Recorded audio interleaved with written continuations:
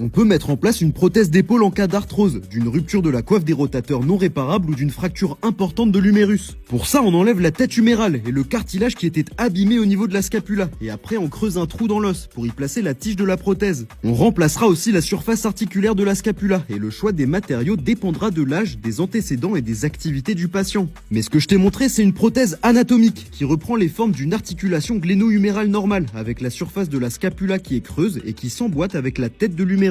Mais il existe un autre type de prothèse dite inversée, et cette fois c'est l'inverse. L'humérus est la partie creuse qui s'emboîte avec la partie pleine de la scapula. Cette prothèse est plutôt indiquée dans les lésions très importantes au niveau de la coiffe des rotateurs, les muscles qui stabilisent l'épaule. Pour simplifier les choses, on peut dire que la prothèse anatomique nécessite une coiffe des rotateurs solide, alors que dans le cas de la prothèse inversée, c'est le deltoïde qui va soulever l'épaule et l'humérus va s'appuyer sur la sphère de la scapula.